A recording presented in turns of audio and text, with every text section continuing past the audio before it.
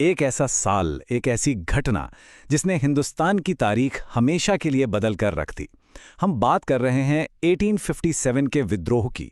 ये सिर्फ एक लड़ाई नहीं थी, बल्कि एक ऐसी ज्वाला थी जिसने भारत के आने वाले कल की पूरी तस्वीर ही बदल दी। और जानते हैं ये सब शुरू कैसे हुआ? सिर्फ एक अफवाह से, एक छोटी सी चिंगारी जिसने उन शिकायतों के बारूद में आग लगा दी जो दशकों से जमा हो रही थीं। ये समझना बहुत जरूरी है कि ये विद्रोह कोई अचानक हुई घटना नहीं थी, बल्कि इसकी जड़ें ईस्ट इंडिया कंपनी के 100 साल पुराने शासन में बहुत गहरी थीं। तो चलिए कहानी को बिल्कुल शुरू से समझते हैं। इस पहले अध्याय में हम देखेंगे कि वो कौन सी वजह थी जो पिछले 100 सालों से पनप रही थी और इस बड़े विद्रोह की जमीन तैयार कर रही थी। इसे आप एक परफेक्ट स्टॉर्म की तरह समझ सकते हैं। मतलब ये कोई एक वजह नहीं थी, बल्कि कई सारी छोटी बड़ी वजहें एक साथ आकर मिल गई थीं। राजा महाराजाओं से लेकर किसान और सिपाही तक हर कोई परेशान था और हर किसी के पास बगावत करने की अपनी अपनी वजह थी। सबसे पहले बात करते हैं सियासत की। ईस्ट इंडिया कंपनी की नीतियां भारतीय राजा महाराजाओं को लगातार कमजोर कर रही थीं। सहायक संधि जैसी पॉलिसीज ने तो शासकों को बस नाम का राजा बनाकर रख दिया था, और डॉक्ट्रिन ऑफ लैब्स ने अंग्रेजों को उन राज्यों पर कब्जा करने का सीधा सीधा अधिकार दे दिया जहां राजा का कोई बेटा नहीं होता था। और जब 1856 में अवध को भी हड़प लिया गया तो ये एक तरह से आखिरी कील साबित हुई।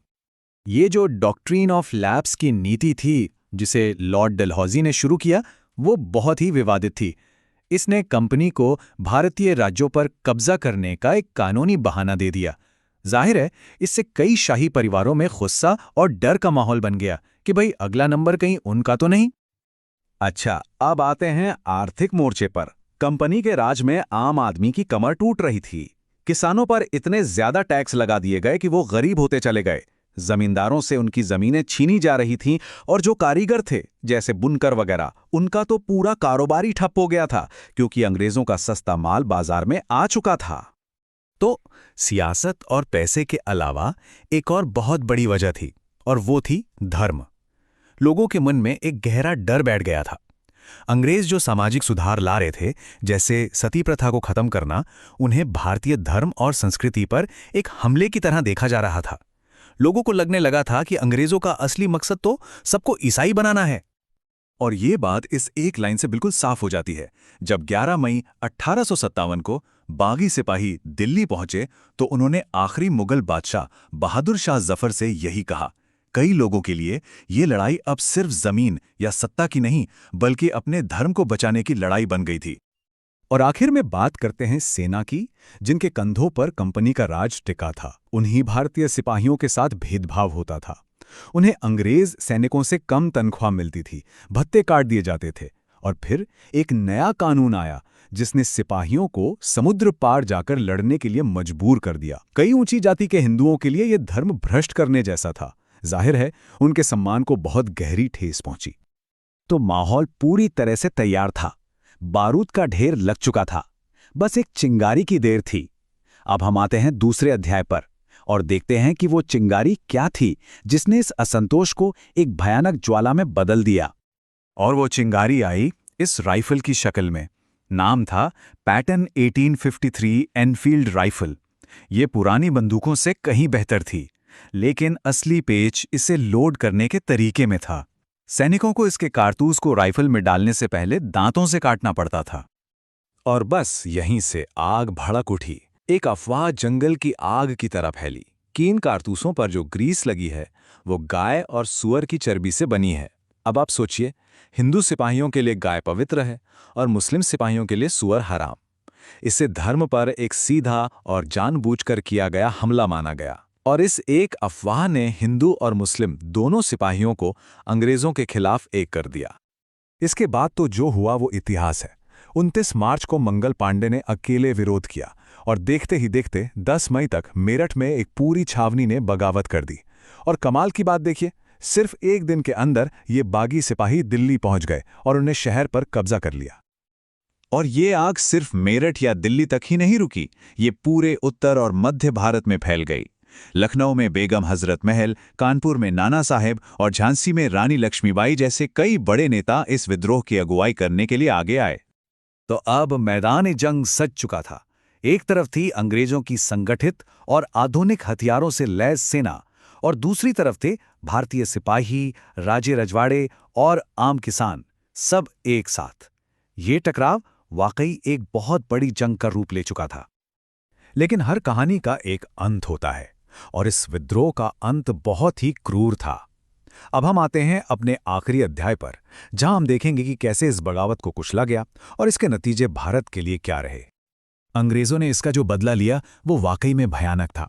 इसे डेविल्स विंड यानी शैतान की हवा तक कहा गया। बागियों को सरेआम फांसी दी गई, गांवों के गांव जला दिए गए और नो प्रिजनर्स की पॉलिसी अपनाई गई। मतलब जो भी बागी पकड़ा जाता उसे बिना किसी सुनवाई के मौके पर ही मार दिया जाता था। तो सवाल ये उठता है कि इतनी बड़ी बगावत, इतनी हिम्मत के बावजूद आखिर नाकामयाब क्यों हुई? इसकी कई वजहें थीं। पहली, ये पूरे भारत में नहीं फैली। दक्षिण और पश्चिम के इलाके इससे काफी हद तक अछूते रहे। दूसरी, बागियों के पास कोई एक सेंट्रल लीडर नहीं था और आपस में तालमेल की भी कमी थी। और आखिर में उनके पारंपरिक हथियार अंग्रेजों की आधुनिक बंदूकों और रणनीति के सामने टिक नहीं पाए। और यहीं पर कहानी का सबसे बड़ा मोड़ आता है।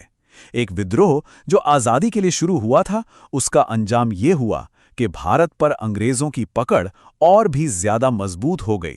विद्रोह की नाकामी ने ईस्ट इंडिया कंपनी के राज का तो खात्मा कर दिया, लेकिन इससे सीधे ब्रिटिश सरकार का शासन शुरू हो गया, जिसे हम ब्रिटिश राज के नाम से जानते हैं। ये हुआ 1858 के गवर्नमेंट ऑफ इंडिया एक्ट के जरिए। इस कानून ने सब कुछ बदल दिया। पहला, ईस्ट इंडिया कंपनी को खत्म कर दिया गया। दूसरा, भारत का शासन सीधे ब्रिटेन की महारानी के हाथों में चला गया। और तीसरा, गवर्नर जनरल अब वायसराय कहलाने लगा, जो भारत में महारानी का सीधा प्रतिनिधि था। इस विद्रोह से अंग्रेजों ने कई सबक सीखे। उन्होंने अपनी पूरी स्ट्रैटेजी बदल दी। सेना को फिर से बनाया गया और उसमें अंग्रेज सैनिकों की संख्या बढ़ा दी गई। और शायद सबसे जरूरी बात, उन्होंने फूट डालो और राज करो की नीति को और ज्यादा मजबूती से लागू करना शुरू कर दिया, ताकि हिंदू और मुसलमान फिर कभी एक होकर उनके खिलाफ खड़े ना हो सके। तो क्या यह विद्रोह पूरी तरह से नाकामयाब रहा? नहीं, बिल्कुल नहीं। भले ही इसे बेरहमी से कुचल दिया गया, लेकिन यह भारत की आजादी की लंबी लड़ाई में एक मील का पत्थर बन गया। इसने राष्ट्रवाद की वो पहली चिंगारी जलाई जो आगे चलकर एक बड़ी आग बनी। ये आने वाली पीढ़ियों के लिए प्रेरणा का एक बहुत बड़ा स्रोत था। लेकिन एक सवाल आज भी कायम है कि आखिर 1857 को क्या कहा जाए? क्या ये वाकई भारत का पहला स्वतंत्रता संग्राम था, जैसा वीडी सावरकर ने कहा, या फिर ये बस एक सिपाही विद्रोह था? इतिहासकार भी इस पर एक मत नहीं है और सबकी अपनी अपनी राय हैं। तो आखिर हम इसे किस नज़र से देखें? क्या ये सिर्फ सिपाहियों का गुस्सा था, या अपनी सत्ता खोते राजाओं और जमींदारों की आखिरी कोशिश, या फिर ये वाकई में आजादी के लिए एक राष्ट्र के संघर्ष की पहली बड़ी लड़ाई थी? शायद इसका कोई एक सीधा सा जवाब नहीं है। 1857 की विरासत आज भी हमारे सामने कई सवाल खड़े करती है और हमें ये सोचने पर मजबूर करती है कि हम अपने इतिहास को कैसे समझते हैं और उससे क्या सीखते हैं।